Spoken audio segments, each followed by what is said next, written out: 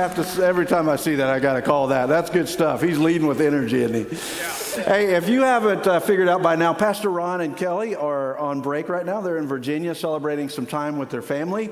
I believe they just celebrated this weekend their 33rd wedding anniversary. Went back to the hotel where they spent those first few days. How about that? But I know he likes to slip in online, whether it's now, he may be even preaching over there in Virginia today. He doesn't really take time off when he does that. But I know he's going to check this service out, and I know that you love and appreciate he and Kelly and the leadership that they provide this church. And so I think it would be appropriate for us just to show him how much we love him by showing some appreciation in the house. So let's do that. Let's do that.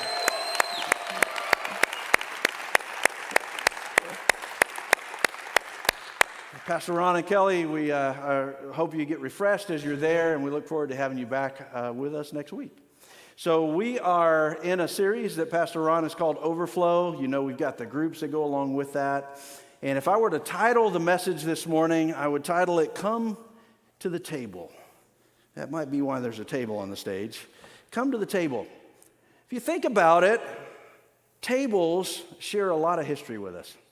Now, this particular table goes back 20-something years in my family. Stephanie and I added this as our kitchen table when we started adding to our family. And we have had countless meals, spilled drinks, homework assignments, science fair projects, watercolor, finger paint, all kinds of stuff have been at this table. Even done our taxes at this table. How about that? But tables create opportunities for a lot of memories.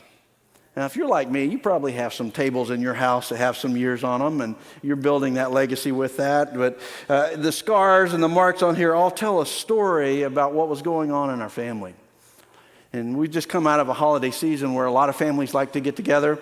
And if you were like me, there was always a matriarch in the family. I had a grandmother on my mom's side that would get everybody together at Christmas when they could all get there. And I was on the younger side of the cousin list, and so you probably know where I'm going with this, but she had a small house. She had 5 rooms. She had probably started with 3 and added the 4th and then the 5th. It was really just a shotgun kind of house. And so there was a kitchen table that was called the adult table. You with me? Any of y'all have the adult table? And then 2 rooms back in the back corner of the house in the addition that got added on years later, there was a kids table. Any of y'all ever sat at the kids table?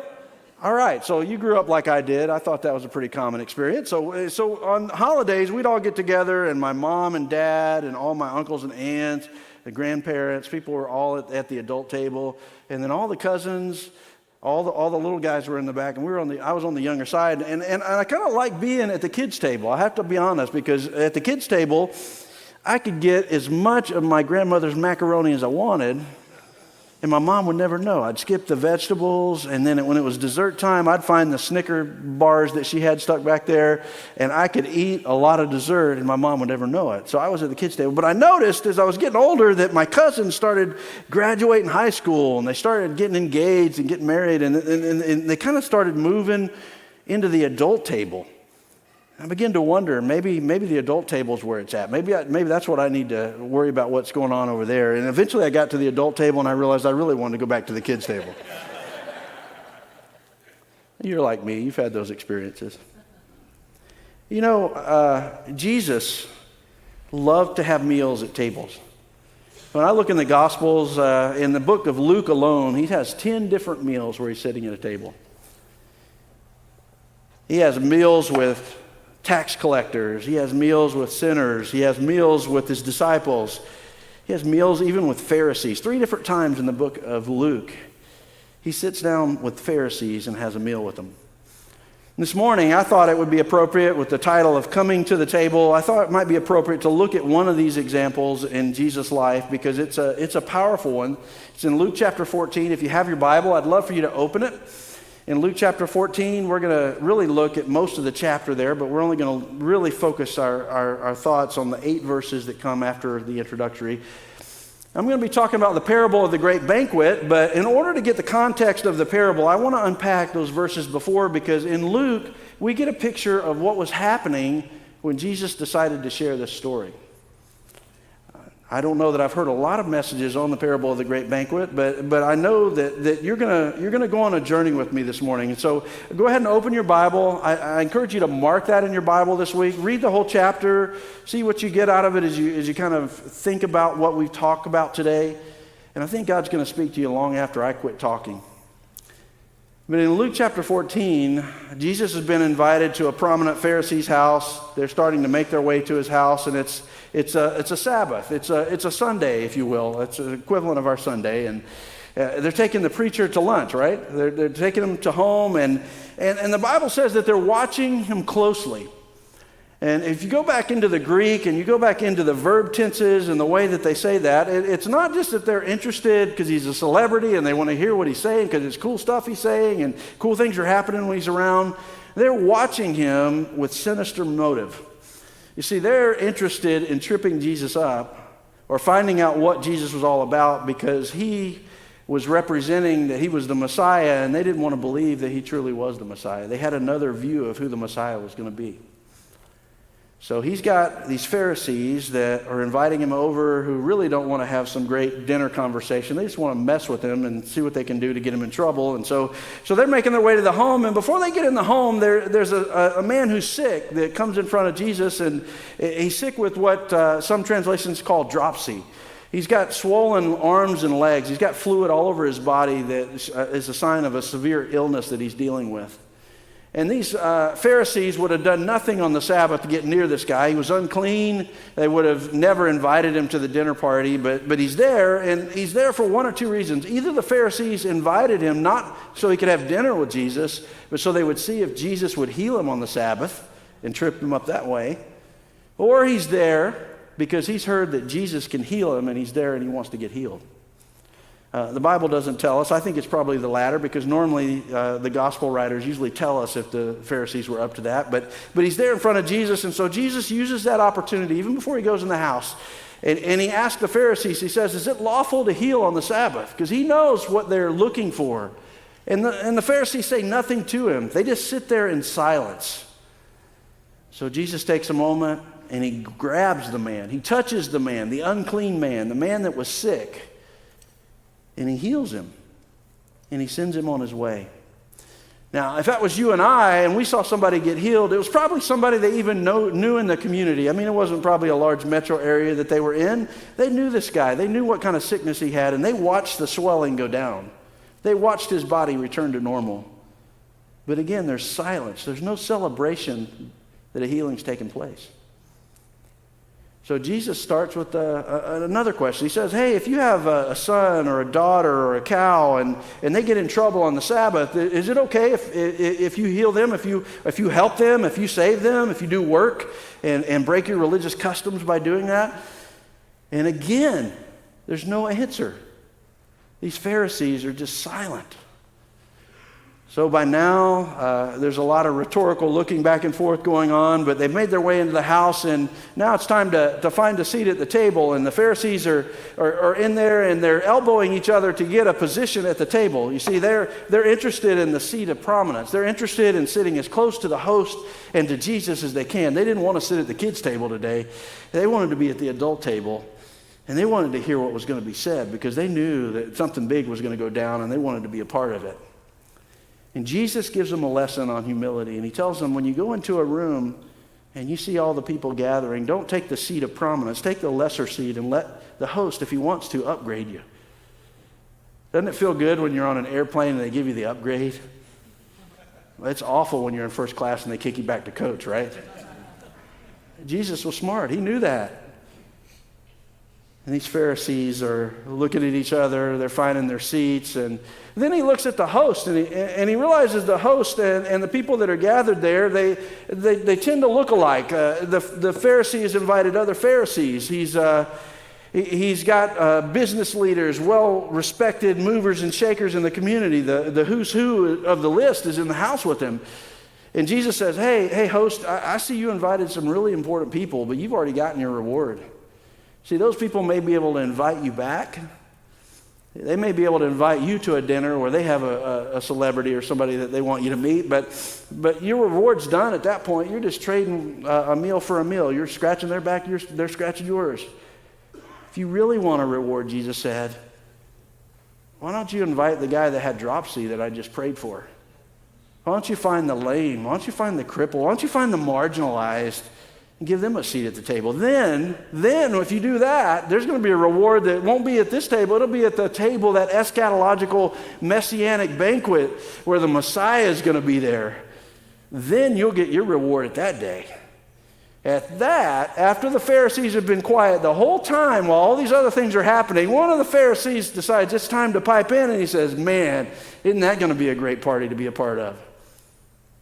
Assuming that he was already on the invite list. So you get a picture of where we are when we get to verse 16, and here in a moment we're going to break it down. So Jesus has been invited to the Pharisee's house. He's been on the way to the house, and right there by the house, he has had a sick person come, and he's healed him and sent him on his way. He's corrected them as they're trying to find seats in the house. He's talked to the host about who he's invited and encouraged them to invite other people. And now, someone's starting to talk about that messianic banquet. And the reality is that this Pharisee that's talking about this messianic banquet that's going to be where the God comes and he establishes his kingdom and the Messiah is going to be there and great things are going to happen. The reality is this Pharisee was sitting at the table with the Messiah and he didn't even know it. And so now that you have that setting, I think it's interesting to know that setting because now we're going to talk because Jesus had an opportunity. He's sitting at a table. They're sitting at the table with him. They've been talking about places at the table. They've been talking about the kingdom. They've been talking about all these things. And now he sees an opportunity to share the parable of the great banquet. This is not an average story. All these parables teach us, and that's why we still talk about them. Even people who don't believe that Jesus was the Messiah use his parables in teaching and leadership and other principles because there's truth that's universal in what Jesus was sharing when he shared his parables. So today, as we're talking about overflowing with Jesus, I want us to look from verse 16 to verse 24. You'll see the words there on the screen. I'm going to read them, but I hope you'll follow along. Make some notes as you go. Let's start with Jesus' response as the man saying that it's going to be a great day when he gets to be at that big messianic banquet. Jesus replied, a certain man was preparing a great banquet, and he invited many guests. And at the time of the banquet, he sent a servant to tell those who had been invited, come, for everything is now ready. But they all alike began to make excuses. The first one said, I bought a field. I have to go see it. Please excuse me. Another said, I bought a 5 yoke of oxen, and I'm on my way to try them out. Please excuse me. And still another said, I just got married, so I can't come. The servant came and reported this to his master, and then the owner of the house became angry, and he ordered his servant, go out quickly into the streets and the alleys of the town and bring in the poor, the crippled, the blind, and the lame. And sir, the servant said, what you have ordered has been done, but there's still room.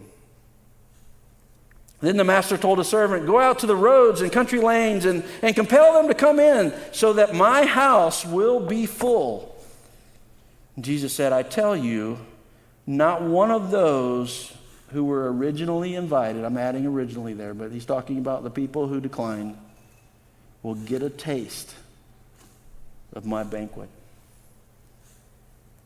The Pharisees recognized early on in the story that Jesus was sharing that it wasn't a parable about a usual banquet.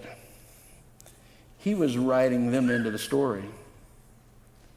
And I think you and I, even in those 8 verses we've read, after we've heard the context and after we think about our own journey, we recognize that there's allegory and meaning that goes way beyond a simple story of a man wanting to have a banquet and having trouble getting people to come to it.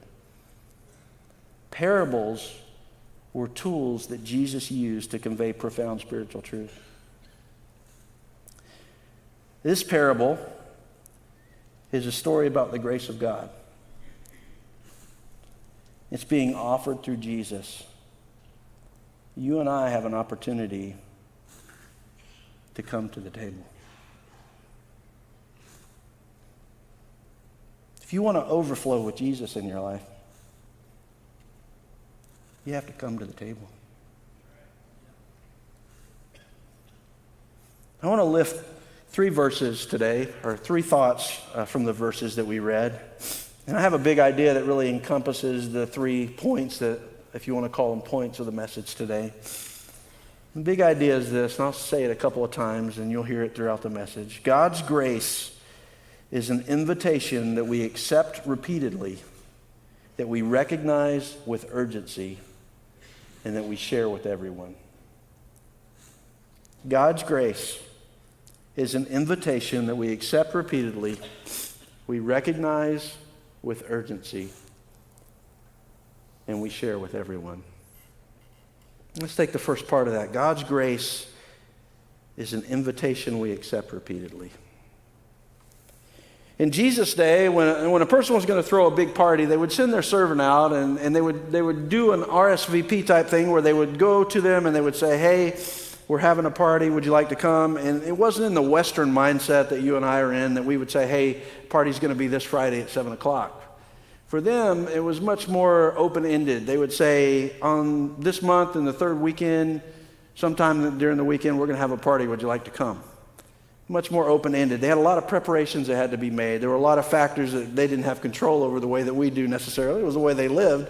And in their culture, they would be making preparations, and once the preparations were ready, once the food had been prepared and the tables had been set, then the host of the party would send the servants out in plenty of time to let the people that had been invited know that it was time to come to the banquet. So when these servants notified the guest who had responded, they had already accepted that they were going to come to the party. I have 2 daughters that aren't married yet, but I think some of you can relate to this feeling that this host had, because many of you have had daughters that have gotten married, and you have these RSVP lists that you work hard, and you have people that respond, and then all of a sudden they don't show up on the big day, right? And you're on the hook for all the prep and all the money for that plate and all the other things that you did, right? So this host was interested in those people following through. He had prepared for a banquet that included them. And these Pharisees, when they start hearing the reasons that these guys are giving, that they're not going to be able to make it to the banquet, even though they knew they were being written into the story, even they would have laughed at the reasons that were being given, because no man in that day would have purchased property they'd never seen. No man would have bought 5 pair of oxen that they hadn't tried or knew about. And they certainly wouldn't have thought that a recent marriage would excuse them from having a fun time at a party at somebody's house.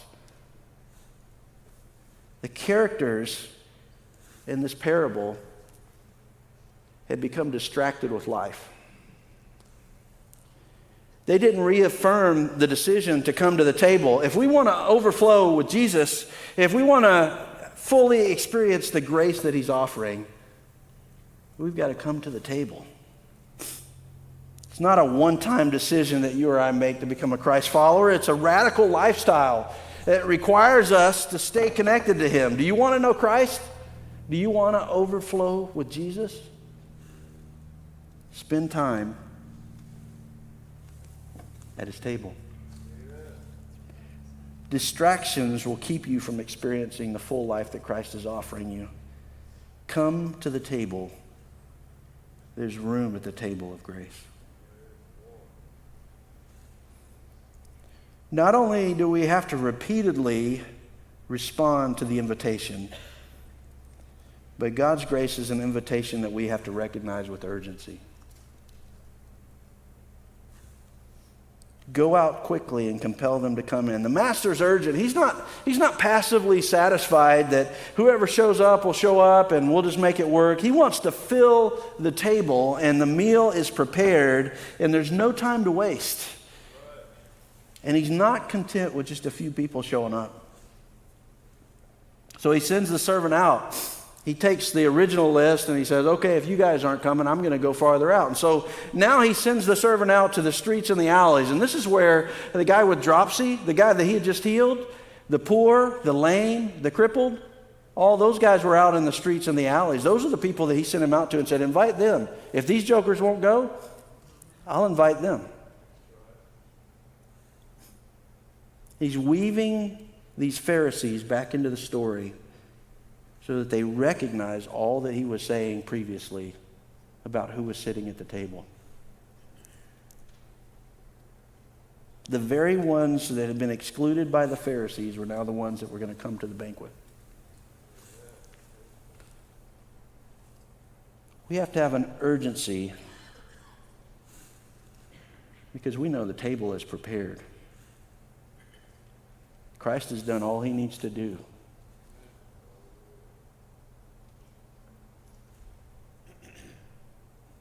The banquet is ready.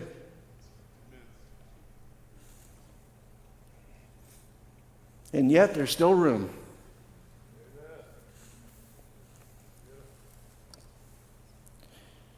Not only do we accept God's invitation repeatedly, we accept the invitation with urgency, but God's grace is an invitation that we share with everyone.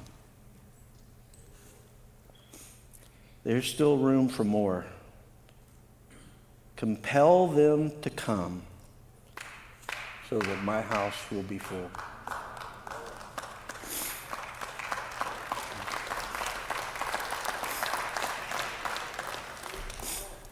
At this point, he sends the servant out to go beyond just the alleys in the street in the city. He sends them out to the highways and the byways, and he sends them out to the Gentiles and the Samaritans, the people they wouldn't even talk to, the people they'd cross the road to avoid being around. And he said, hey, if this first group won't go, I'll go for them. And he invited them. There's room at the table. Do you remember when you were invited to the table?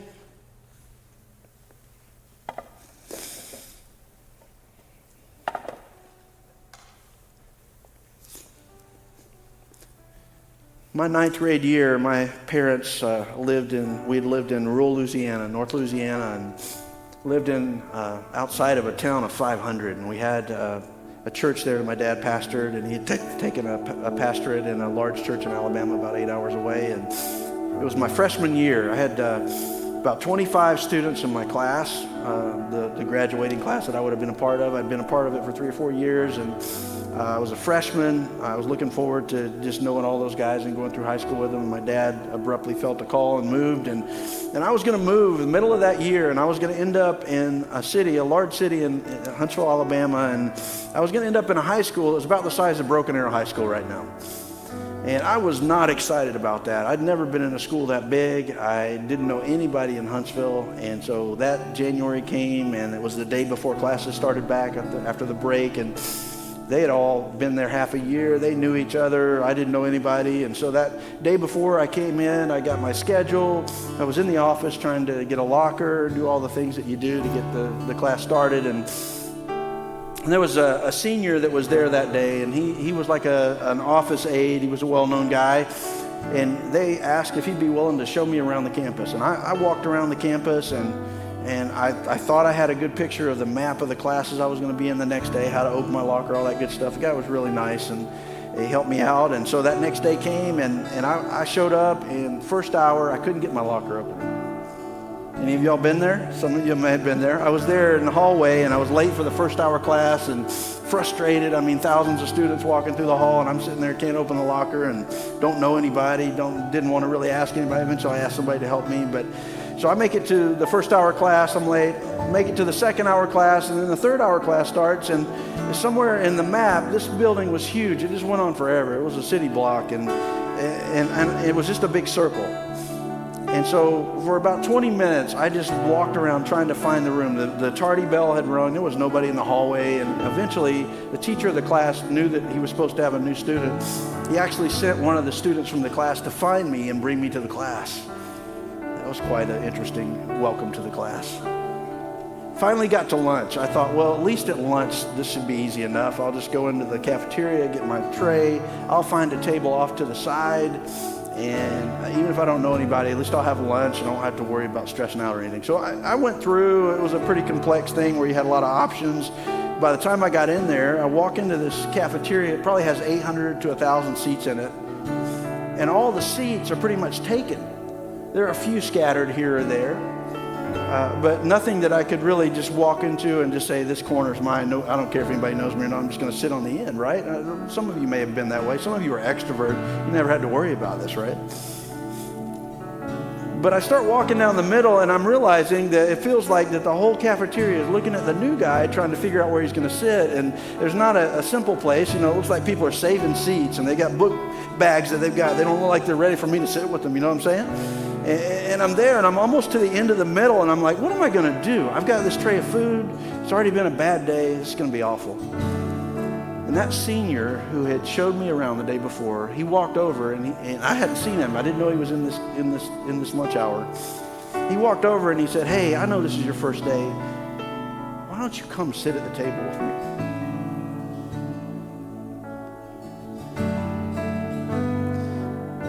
I tell that story not so you can feel sorry for me. Some of the people in first service said, man, it'd be great if you had a picture of you in ninth grade that you could put up there. You could see how much of a loser you were. You know?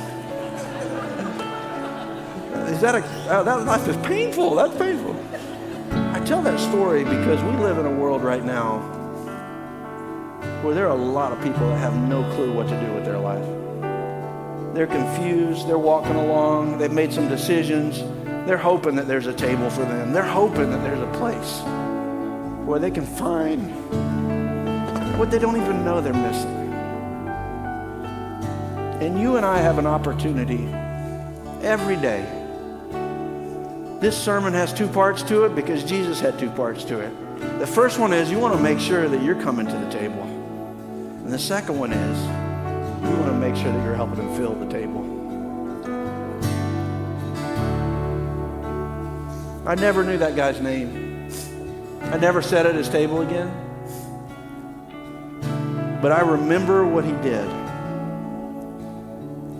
And God's calling you and me because there's room at the table to come to the table and to fill the table. I recognize in a room this size that there are people that have been serving God and coming to the table on a regular basis. We're talking about the grace that's offered, the salvation experience that's offered. But I also know in a group like this that some of you may be coming and you haven't been coming to the table very often. You've turned your back maybe on what you thought was a relationship with God, and you're wondering where you are in all of that. There's room at the table. I'd love an opportunity for you to respond today. So I'm just going to ask everybody to bow their head, and I'm going to talk to the person that's not at the table right now.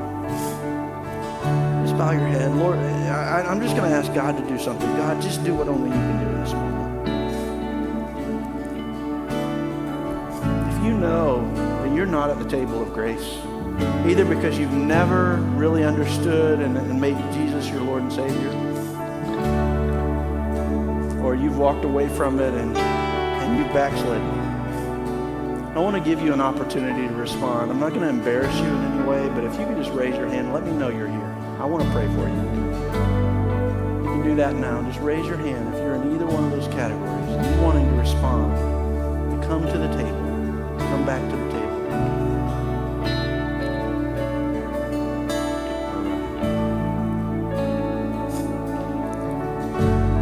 Lord, I just pray, even as each of us are considering that opportunity we have, that you're going to help us even in this moment as we continue to come to your table. Jesus took people to the table quite often himself. He didn't just go to the Pharisees' house. On the night that he was betrayed, that last meal that he had, that last supper, you can look up now, that last supper, they were celebrating a Passover meal, and everybody was at the table. When you came in this morning, most of you had an opportunity to get a communion packet as you came in. I want to invite the ushers to stand, and if you didn't get one of those packets, we're going to celebrate communion here in a moment. If you didn't get one, if you'll just raise your hand, our usher staff are going to make sure that you have one so you can be a part of what we're about to do. Just raise your hand so that they can see. We'll make sure that they get you.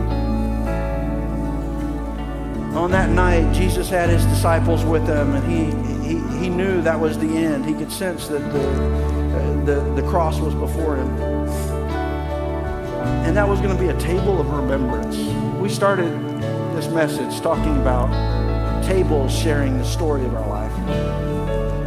But this is a table where you can come to and share your memory with Christ on a regular basis.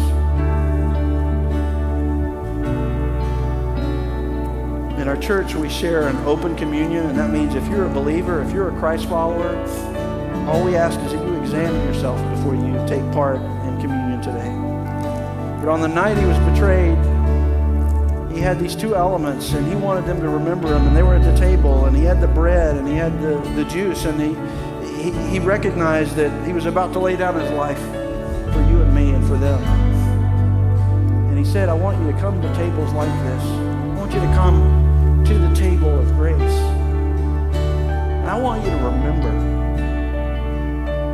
what this is all about.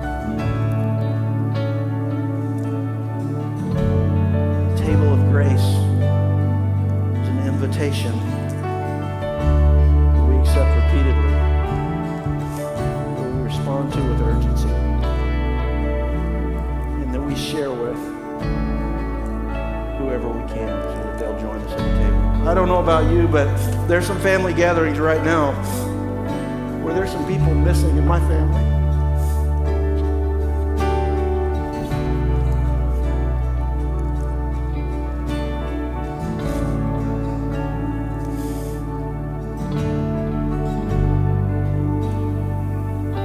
As long as there's time, there's an opportunity for them to return to the table of grace. And you're going to be a part of that. You can be a part of that in multiple people's lives if you'll just live your life intentionally and overflow with Jesus. Let's prepare the elements. You'll notice that there's two tabs. You'll take the top tab and tear it off. That'll prepare the bread. That bottom tab will prepare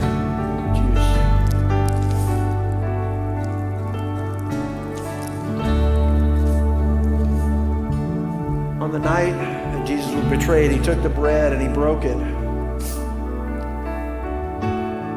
And he said, this is my body broken for you.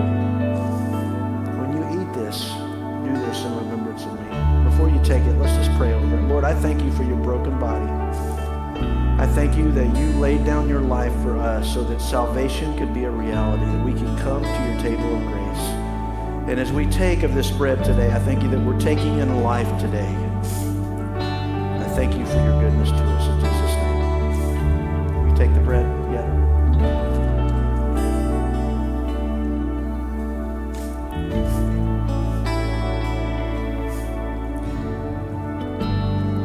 In the same way, he took the cup.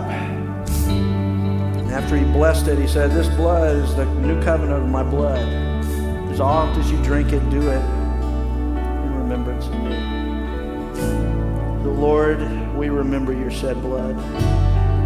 We remember the opportunity we have to receive your salvation through your shed blood, the forgiveness of sins, the grace in our time of need. So Lord, as we remember your blood, as we partake of this juice, I thank you that we're drinking life into us. You're helping us experience your overflow in our life. In Jesus' name. Amen. Let's take the juice together.